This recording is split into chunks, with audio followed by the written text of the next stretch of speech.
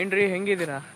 ನಾನು ಅಂದ್ಕೊಂಡಿದ್ದೀನಿ ನೀವು ತುಂಬ ಚೆನ್ನಾಗಿದ್ದೀರಾ ಅಂತ. ಇವತ್ತಿನ ವಿಡಿಯೋದಲ್ಲಿ ಏನು ತೋರ್ಸೋಕ್ಕೆ ಬಂದಿದ್ದೀನಿ ಅಂದರೆ, ನಾವೊಂದು ರೀಸೆಂಟ್ 2 months ಎಗೋ ನಾವೊಂದು ಗಾಡಿ ತೊಗೊಂಡಿದ್ವಿ, 2 wheeler ಬಂದುಬಿಟ್ಟು. ಅದ್ರ ಹೆಸರು ಆ್ಯಕ್ಟಿವಾ 125. ಮತ್ತು ಆ ಗಾಡಿ ಹೆಂಗಿದೆ, ನನಗೆ ಹೆಂಗೆ ಅನಿಸ್ತು, ಹೆಂಗೆ ಕಂಫರ್ಟೇಬಲ್ ಆಯಿತಾ ಇಲ್ವಾ ಅಂತ ನಾನು ಈ ವಿಡಿಯೋದಲ್ಲಿ ರಿವ್ಯೂ ಮಾಡ್ತೀನಿ. ಇವತ್ತು ಅದ್ರ ಬೇಸ್ಡವನ್ನೇ ನಾವು ಹೋಗೋಣ. ಇವತ್ತು ನಾನು ಅದ್ರ ಬಗ್ಗೆ ಪೂರಾ ಕ್ಲಾರಿಟಿ ಕೊಡ್ತೀನಿ, ಹೆಂಗಿದೆ ಬೈಕು. ಮತ್ತು ಈಗ ಈ ಮಂತಲ್ಲಿ ಕೂಡ ಹೆವಿ ಸೇಲ್ಸ್ ಆಗಿದೆ ಹೋಂಡಾ, ಬಿಕಾಸ್ ಒಳ್ಳೆ ಜಪಾನ್ ಟೆಕ್ನಾಲಜೀಸ್ ಇರುವಂತಹ ಗಾಡಿ ಅಲ್ವಾ. ಅವ್ರು ಹೇಳಿದರು ನಮಗೆ. ಸೊ ಒಳ್ಳೆ ಇಂಜಿನ್, ಒಳ್ಳೆ ಸೌಂಡ್ ಬರುತ್ತೆ ಗಾಡಿದು, ಮತ್ತು ಒಳ್ಳೆ ಮೈಲೇಜ್ ಒಂದು ಸ್ವಲ್ಪ 125cc ಅಲ್ವಾ, ಒಂದು 40 ಮೈಲೇಜ್ ಕೊಡತ್ತೆ ಅಂದ್ಕೊಂಡಿದ್ದೀನಿ. ನೋಡೋಣ ಗಾಡಿ ಹೆಂಗಿದೆ. ಮತ್ತು ಆ ಗಾಡಿ ನೋಡೋಕ್ಕಿಂತ ಮುಂಚೆ ಈ ವಿಡಿಯೋನ ಸ್ವಲ್ಪ ನಿಮ್ಗೆ ಇಷ್ಟ ಆಗುತ್ತೆ ಅಂದರೆ ಲೈಕ್ ಮಾಡಿ, ಫಾಲೋ ಮಾಡಿ, ಹಾಗೆ ಕಾಮೆಂಟ್ ಕೂಡ ಮಾಡಿ ಹೆಂಗಿದೆ ಅಂತ ವಿಡಿಯೋ. ಆ್ಯಂಡ್ ಮತ್ತು ಇವತ್ತು ನಾನು ಆ ಗಾಡಿನ ತೋರಿಸ್ತೀನಿ ಹೆಂಗಿದೆ ಅಂತ. ಬನ್ನಿ ನೋಡೋಣ ಹೆಂಗಿದೆ ಅಂತ. ಇದೇ ನೋಡಿ ಗಾಯ್ಸ್, ಆ ಗಾಡಿ ಬಂದುಬಿಟ್ಟು ಇದೇ ನೋಡಿ, ಎಷ್ಟು ಚೆನ್ನಾಗಿ ಕಾಣ್ತಿದೆ ಅಲ್ವಾ. ಈ ಗಾಡಿ ಒಳ್ಳೆ ಲುಕ್ ಕಾಣ್ತಿದೆ, ಗ್ರೇ ಕಲರಲ್ಲಿ ನಾನು ಚೂಸ್ ಮಾಡಿದ್ದೆ. ಸೊ ಈ ಗಾಡಿನ ತೊಗೊಂಡ್ವಿ. ಈ ಗಾಡಿ ಪ್ರೈಸ್ ಬಂದುಬಿಟ್ಟು ಫಸ್ಟ್ ಆಫ್ ಆಲ್ 1,25,000 ಅಂತ ಹೇಳಿದರು ಗಾಯ್ಸ್. ಅದರಲ್ಲಿ ನಮಗೆ ಆಫರೆಲ್ಲ ಬಿದ್ದುಬಿಟ್ಟು ಇದಕ್ಕೆ 1,23 ಸಮಥಿಂಗ್ ಏನೋ ತೊಗೊಂಡ್ರು. ಬನ್ನಿ ಆ ಗಾಡಿ ಹೆಂಗಿದೆ ಅಂತ ನೋಡೋಣ. ಫ್ರಂಟ್ ಲುಕ್ ನೋಡಿ ಗಾಯ್ಸ್, ಒಂಥರ ಸ್ಟೀಲ್ ಪ್ಲೇಟೆಡ್ ಟೈಪ್ ಇದೆ. ಒಳ್ಳೆ ನನ್ನ ಫೇಸ್ ಕೂಡ ಆಲ್ಸೋ ಕಾಣ್ತಿದೆ, ಒಂಥರ ಮಿರರ್ ಟೈಪ್ ಬೇಸ್ಡ್. ಮತ್ತು ಹೋಂಡಾ ಅನ್ನೋ ಸಿಂಬಲ್ ಕೂಡ ಕಾಣಿಸ್ತಿದೆ, ತುಂಬ ಶೈನಿಯಾಗಿ ತೋರಿಸ್ತಿದೆ. ಮತ್ತು 2 ಮಿರರ್ ಕೊಟ್ಟಿದ್ದಾರೆ. ಮತ್ತು ನಂದು ಗಾಡಿ ನಂಬರ್ ಇದು. ಮತ್ತು ನೋಡಿ ಗೈಸ್, ಡಿಸ್ಕ್ ಪ್ಲೇಟ್ಸ್ ಕೂಡ ಅವೈಲೇಬಲ್ ಇದೆ. ನಾನು ಟಾಪ್ ಎಂಡ್ ತೊಗೊಂಡೆ, ಸೊ ಅದಕ್ಕೋಸ್ಕರ ನನಗೆ ಡಿಸ್ಕ್ ಬಂತು. ಮತ್ತು ಇದರಲ್ಲಿ ಏನೇನು ಫೀಚರ್ಸ್ ಇದ್ದಾವೆ ತೋರಿಸ್ತೀನಿ. ನೆಕ್ಸ್ಟ್ ನೋಡಿಬಿಟ್ರೆ, ಫಸ್ಟು ಇದು ಗಾಡಿ ಆಫ್ ಇದೆ. ಈಗ ನಾನು ಒಂದು ಪಾಯಿಂಟ್ ಏನಾದರೂ ರೊಟೇಟ್ ಮಾಡಿದೆ ಅಂದರೆ ಅಲ್ಲಿ ಫ್ಯೂಲ್ ಮತ್ತು ಸೀಟ್ ಅಂತ ಕಾಣುತ್ತೆ. ಇಲ್ಲಿ ಫ್ಯೂಲ್ ಅಂತಿದೆಯಲ್ಲ, ಫ್ಯೂಲ್ ಅಂತ ಪ್ರೆಸ್ ಮಾಡಿದರೆ ಇಲ್ಲಿ ನಮಗೇನು ಹಿಂದ್ಗಡೆ ಏನು ಓಪನ್ ಆಗುತ್ತೆ ಅಂದರೆ, ಒಂದು ನಮಗೆ ಫ್ಯೂಯಲಿಂದ ಓಪನ್ ಆಗುತ್ತೆ ಪೋರ್ಟ್. ಮತ್ತು ಇದರಲ್ಲಿ ಫ್ಯೂಲ್ ಒಳಗಡೆ ಕೂಡ ಸೇಮ್ ಹೀರೋ ಹೋಂಡಾದ ಹಳೆ ಬೈಕಲ್ಲಿ ಇತ್ತಲ್ಲ, ಅದೇ ಪ್ಯಾಷನ್ನೇ ಫಾಲೋ ಮಾಡಿದ್ದಾರೆ. ಸೊ ಇದು ಹೆಂಗಾಗುತ್ತೆ ಅಂದರೆ, ನನ್ನ ಪೆಟ್ರೋಲ್ ಬಂಕಿಗೆ ಹೋದಾಗಲ್ಲ ಜಸ್ಟ್ ನಾನು ಓಪನ್ ಮಾಡಿದ್ರೆ ಅವರೇ ಪೆಟ್ರೋಲ್ ಹಾಕ್ತಾರೆ. ನಾನೇನು ಮಾಡೋದೇ ಬೇಡ, ಎಲ್ಲ ಅವರೇ ನೋಡ್ಕೊತಾರೆ. ಅವರೇ ಪೆಟ್ರೋಲ್ ಫೀಡ್ ಮಾಡಿ ನಾನು ದುಡ್ಡು ಕೊಟ್ಟರೆ ಸಾಕು, ಅವರೇ ಎಲ್ಲ ಇದು ಮಾಡಿಕೊಡ್ತಾರೆ, ತುಂಬ್ತಾರೆ. ನೋಡಿ ಇದು ಹೆಂಗೆ ಓಪನ್ ಮಾಡೋದು, ಹಿಂಗೆ ಹಾಕಿ ಕ್ಲೋಸ್ ಮಾಡಿಬಿಟ್ಟು ಲಾಕ್ ಮಾಡಿಬಿಟ್ರೆ ಆಯಿತು ಗಾಯ್ಸ್. ಇನ್ನು ಸೀಟಿನ ಬಗ್ಗೆ ಹೇಳಬೇಕಾದ್ರೆ, ಕೆಳಗಡೆ ಬಟನ್ನ ಪ್ರೆಸ್ ಮಾಡಿದರೆ ಸೀಟ್ ಓಪನ್ ಆಗುತ್ತೆ. ಸ್ವಲ್ಪ ಸ್ಪೇಸ್ ಇದೆ ನೋಡಿ, ಸ್ವಲ್ಪ ಅಷ್ಟೇ ಸ್ಪೇಸ್ ಇದೆ. ಒಂದು ಸಣ್ಣ ಪುಟ್ಟ ಏನಾದ್ರು ಹಿಡ್ಕೊಂಡು ಹೋಗ್ಬೋದು, ಏನಾದ್ರು ಬ್ಯಾಗು ಅಥವಾ ಸ್ವಲ್ಪ ಏನಾದರೂ ಐಟಮ್ಸ್ ಇದ್ದರೆ ಎತ್ಕೊಂಡು ಹೋಗ್ಬೋದು. ಇದೊಂದು ಜಸ್ಟ್ ಇಲ್ಲಿ ಪ್ರೆಸ್ ಮಾಡಿದರೆ ಲಾಕ್ ಆಗಿಬಿಡುತ್ತೆ ಗಾಡಿ. ನೆಕ್ಸ್ಟ್ ಬಂದುಬಿಟ್ಟು ಆನ್ ಬಂದಾಗ ಫಸ್ಟ್ ಬರೋದೆ ನಮಗೆ ಹೋಂಡಾ ಸಿಂಬಲ್ ಬರುತ್ತೆ. ನೆಕ್ಸ್ಟು ಗಾಡಿ ಓಪನ್ ಆಗುತ್ತೆ, ಆವಾಗ ತೋರಿಸುತ್ತೆ. ಇದೇನೆಂದರೆ ಸ್ಟ್ಯಾಂಡ್ ತಕ್ಕೊಳ್ಳಿ ಅಂತ ನಮಗೆ ಹೇಳ್ತಿದೆ. ನೆಕ್ಸ್ಟು ಫ್ಯೂಲ್ ತುಂಬ ಕಡಿಮೆ ಇದೆ, ಹಾಕ್ಸ್ಬೇಕು ಅಂತ ನನಗೂ ನೆನಪಿರಲಿಲ್ಲ. ನೆಕ್ಸ್ಟ್ ಈಗ 6 ಗಂಟೆ 1 ನಿಮಿಷ ಆಗಿದೆ ಗಾಯ್ಸ್. ಮತ್ತು ಈಗ ಇಲ್ಲಿ ನೋಡಿ, ಇಲ್ಲಿ ಪಾಸಿಂಗ್ ಬಟನ್ಸ್ ಎಲ್ಲ ಇದ್ದಾವೆ. ಸೊ ಮತ್ತು ಇದೇನಪ್ಪ ಹೊಸ ಬಟನ್ಸ್ ಬಂದಿದೆಯಲ್ಲ ಅಂತ ಕೇಳ್ಬೋದು.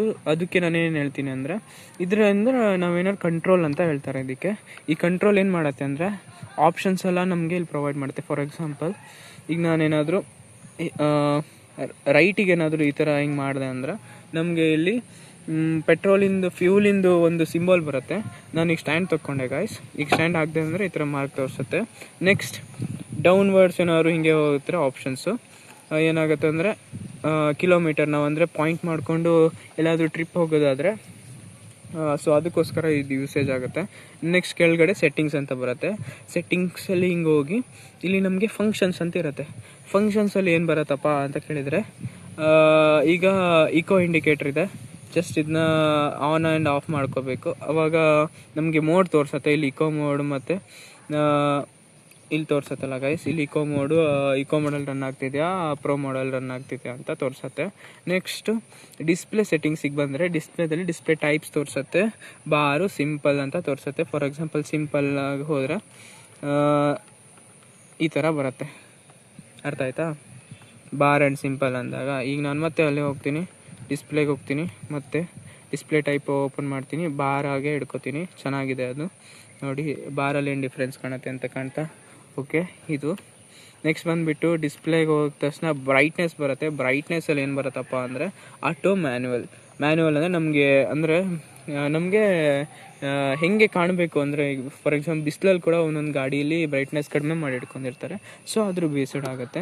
ಹಿಂಗೆ ಹೋಗಿ ಬೇಕಾದರೆ ಬ್ರೈಟ್ನೆಸ್ ಕಡಿಮೆ ಮಾಡ್ಕೋಬೋದು. ನೋಡಿ, ಬ್ರೈಟ್ನೆಸ್ ಕಡಿಮೆ ಆಯಿತು. ಈಗ ನೋಡಿ, ಬ್ರೈಟ್ನೆಸ್ ಜಾಸ್ತಿ ಆಯಿತು. ಜಸ್ಟ್ ಅಷ್ಟೇ, ಹಿಂಗೆ ಬ್ಯಾಕ್ ಬರಬೇಕು. ನೆಕ್ಸ್ಟ್ ಥೀಮ್ಸ್ ಇದ್ದಾವೆ. ಥೀಮ್ಸಲ್ಲಿ 2 ಥರ ಥೀಮ್ಸ್ ಇದ್ದಾವೆ, ಒಂದು ಡಾರ್ಕ್ ಥೀಮ್, ಒಂದು ಲೈಟ್ ಥೀಮ್. ಲೈಟ್ ಥೀಮ್ ನಾನು ನಿಮಗೆ ಏನು ಹೇಳ್ತೀನಿ ಅಂದರೆ, ಯೂಸೇಜ್ ಮಾಡೋದು ಬೇಡ ಅಂತ ಒಂದು ನಾನು ಸಜೆಷನ್ ಕೊಡ್ತೀನಿ. ಯಾಕಂದರೆ ಲೈಟ್ ಮಾಡಲ್ ನಮಗೆ ಕಣ್ಣು ಸಿಕ್ಕಾಪಟ್ಟೆ ಹೆವಿ ನನಗೆ ಉರಿಯುತ್ತೆ.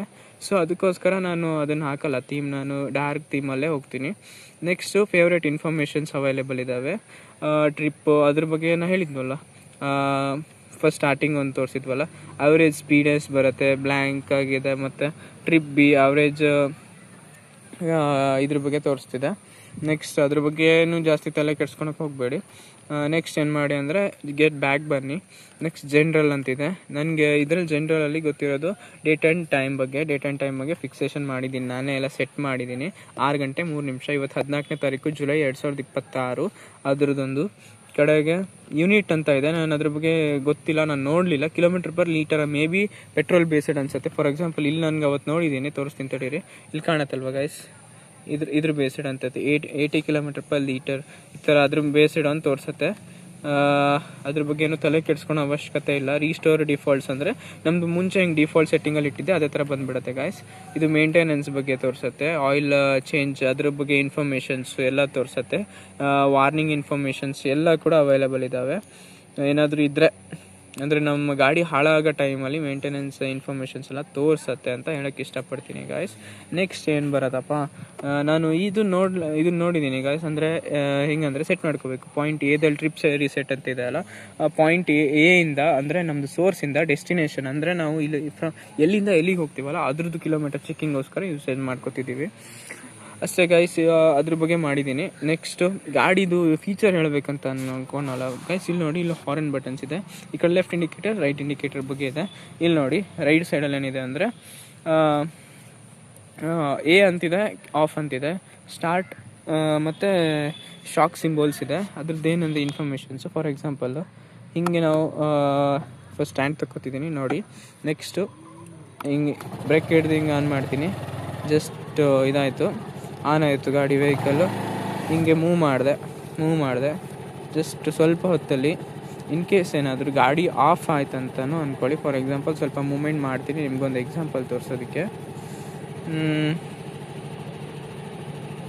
ಈಗ ನೋಡಿ ಗಾಡಿ ಹೆಂಗೆ ಚಾಲು ಆಗುತ್ತೆ ಅಂತ. ಬ್ರೇಕ್ ಹಿಡ್ದಿದ್ದೀನಿ, ಜಸ್ಟ್ ಒಂದು ಈ ಥರ ಮಾಡಿದೆ. ಜಸ್ಟ್ ಮೂಮೆಂಟ್ ಮಾಡೋಣ, ಲೈಟಾಗಿ ಮೂಮೆಂಟ್ ಮಾಡೋಣ. ನನಗೂ ಅಷ್ಟೇನು ಎಕ್ಸ್ಪೀರಿಯೆನ್ಸ್ ಇಲ್ಲ ಗಾಡಿ ಮೇಲೆ, ಒಂದು 5 ವರ್ಷ ಎಕ್ಸ್ಪೀರಿಯೆನ್ಸ್ ತೊಗೊಂಡಿದ್ದೀನಿ. ನೋಡೋಣ, ಮೂಮೆಂಟ್ ಮಾಡಿದೆ. ಈಗ ರೈಸ್ ಆಗ್ತಿದೆ ನೋಡಿ 5 ಕಿಲೋಮೀಟರ್. ನೆಕ್ಸ್ಟ್ ಜಸ್ಟ್ ಸ್ಟಾಪ್ ಮಾಡ್ತಿದ್ದೀನಿ ಗಾಡಿ ಸ್ಟಾಪ್ ಮಾಡಿದಾಗ ಏನಾಗುತ್ತೆ ಅಂತ ತೋರಿಸ್ಕೊಡ್ತೀನಿ. ಗಾಡಿ ಆಟೋಮೆಟಿಕ್ಲಿ ಆಫ್ ಆಗುತ್ತೆ, ಟರ್ನ್ ಆಫ್ ಆಗುತ್ತೆ. ಮತ್ತು ಇಲ್ಲಿ ಏನಕ್ಕೆ ತೋರಿಸ್ತಿಲ್ಲ ಅಂದರೆ, ನಾವು ಆ್ಯಾವ್ರೇಜ್ ಒಂದು ಸ್ಪೀಡ್ ಮೇಂಟೈನ್ ಮಾಡಿದ ತಕ್ಷಣ ಆಟೋಮೆಟಿಕ್ ಆಫ್ ಆಗುತ್ತೆ. ನಾನೀಗ ಒಂದು ಎಕ್ಸಾಂಪಲ್ ತೋರಿಸ್ತೀನಿ. ಇಲ್ಲೇ ತಿರುಗ್ತೀನಿ, ಮನೆ ಗ್ರೌಂಡ್ ಹತ್ರನೇ. ಈಗ ಹಿಂಗೆ ಹೋಗ್ತಿದ್ದೀವಿ ಗೈಸ್. ಈಗ ತಿರ್ಗೋಣ ಹೆಂಗಿದೆ ಅಂತ ತೋರಿಸ್ತೀನಿ ನೋಡಿ.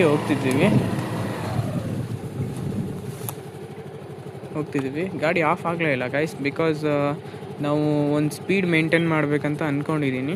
ಆಟೋಮೆಟೇಷನ್ಸಲ್ಲಿ ಗಾಡಿ ಆಫ್ ಆದಾಗ ಏನಾಗುತ್ತೆ ಅಂದರೆ, ಜಸ್ಟ್ ಸ್ವಲ್ಪ ಟೈಮ್ ಒಳಗೆ ಗಾಡಿ ಆಫ್ ಆಗುತ್ತೆ ಗಾಯ್ಸ್. ಆಮೇಲೆ ನಾವು ಜಸ್ಟ್ ಈ ಎಕ್ಸ್ಲೇಟರ್ನ ಡೈರೆಕ್ಟಾಗಿ ಹಿಂಗೆ ಆಕ್ಸ್ಲೇಟರ್ ಕೊಟ್ಟಾಗ ಆಟೋಮೆಟಿಕ್ಲಿ ಇದು ಆನ್ ಆಗುತ್ತೆ. ಬಟ್ ಇದರಲ್ಲಿ ಈ ವಿಡಿಯೋದಲ್ಲಿ ತೋರ್ಸೋಕ್ಕಾಗ್ತಿಲ್ಲ. ಬಿಕಾಸ್ ಏನಕ್ಕಂದರೆ ಇದು ಒಂದು ಏನಿಲ್ಲ ಅಂದರೆ ಒಂದು 30 ಕಿಲೋಮೀಟರ್ ಪರ್ ಅವರ್ ಸ್ಪೀಡಲ್ಲಿ ಓಡಿ ಹಾಗೆ ಆಫ್ ಆದಾಗ ಡೌನ್ವರ್ಡ್ಸಲ್ಲಿ ಆಫ್ ಆಗುತ್ತೆ. ಆವಾಗ ಆಟೋಮೆಟೇಷನ್ಸಲ್ಲಿ ನಾವು ಡೈರೆಕ್ಟ್ ಇದನ್ನು ಜಸ್ಟ್ ಇಷ್ಟೇ ಮಾಡಿದರೆ ಸಾಕು.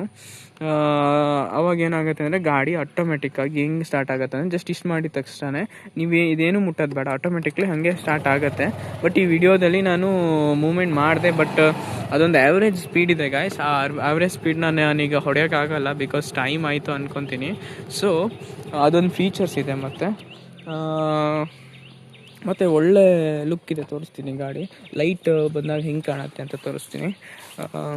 ನೋಡಿ, ಈ ಥರ ಕಾಣುತ್ತೆ. ಲೈಟ್ ಬಂದಾಗ ಕೂಡ ತುಂಬ ಚೆನ್ನಾಗಿ ಕಾಣ್ತಿದೆ. ಮತ್ತು ಇಂಡಿಕೇಟ್ರ್ ಹಾಕಿದಾಗ ಹೆಂಗೆ ಕಾಣುತ್ತೆ ಅಂತ ತೋರಿಸ್ತೀನಿ. ಜಸ್ಟ್ ಲೆಫ್ಟ್ ಇಂಡಿಕೇಟ್ರ್ ಹಾಕಿದಾಗ ಕೂಡ ತುಂಬ ಶೈನಿಯಾಗಿ ಕಾಣುತ್ತೆ ಗಾಯ್ಸ್. ಇವತ್ತಿನ ವಿಡಿಯೋ ಬಂದುಬಿಟ್ಟು ಇದ್ರ ಬಗ್ಗೆನೇ ಹೇಳಿದ್ದೆ. ಮತ್ತು ತುಂಬ ಚೆನ್ನಾಗಿದೆ. ನಮಗೆ ಕಾಲು ಹಿಡ್ಕೊಳಕ್ಕೆ ಕೂಡ ತುಂಬ ಇದಿದ್ದಾವೆ, ಸ್ಟೆಪ್ಸ್ನ ಹಿಡ್ಕೊಳಕ್ಕೋಸ್ಕರ. ಸೊ ಅದೊಂದು. ಮತ್ತು ಇನ್ನೊಂದು ಮೇನ್ ಫೀಚರ್ಸ್ ಅಂದರೆ ಚಾರ್ಜಿಂಗ್ ಒಂದು ಬಂದಿದೆ ಗಾಯ್ಸ್. ಚಾರ್ಜಿಂಗ್ ಮಾಡ್ಕೋಬೋದು, ನಮ್ಮ ಮೊಬೈಲ್ನ ಇಲ್ಲಿ ಹಿಡ್ಕೊಬೋದು ಕ್ಯಾರಿ. ಮತ್ತು ಏನಾದ್ರು ಚೀಲ ಗೀಲ ಎತ್ಕೊಂಡು ಹೋಗ್ಬೇಕಾದ್ರೆ ಇದನ್ನು ಹಾಕ್ಕೊಳಕ್ಕೋಸ್ಕರನೂ ನಮಗೊಂದು ಕ್ಲಿಪ್ ಥರ ಕೊಟ್ಟಿದ್ದಾರೆ. ಅದರಲ್ಲಿ ನಾವು 6 ಬಿಟ್ರೆ ಆಯಿತು. ಒಳ್ಳೆಯದು. ಮತ್ತು ಈ ವಿಡಿಯೋ ನಿಮಗೆ ಲೈಕ್ ಆದಲ್ಲಿ ನೋಡಿ, ಇದ್ರ ಬಗ್ಗೆ ರಿವ್ಯೂ ಮಾಡಿದ್ದೀನಿ. ಇದ್ರ ಕಾಸ್ಟ್ ಬಂದುಬಿಟ್ಟು ಮತ್ತು 1,25,000 ಹೇಳಿದರು. ನಾನು 1,23,000ಕ್ಕೆ ನನಗೆ ಕೊಟ್ಟರು. ನಾನು ಸಾಗರದಲ್ಲಿ ತೊಗೊಂಡೆ. ತುಂಬ ಚೆನ್ನಾಗಿತ್ತು. ಬೈಕ್ ಎಕ್ಸ್ಪೀರಿಯೆನ್ಸು ಅಷ್ಟೇ ತುಂಬ ಚೆನ್ನಾಗಿತ್ತು. ಒಳ್ಳೆ ಬೈಕ್ ಅಂತ ಹೇಳೋಕ್ಕೆ ಇಷ್ಟಪಡ್ತೀನಿ. ತುಂಬ ಒಳ್ಳೆಯದು.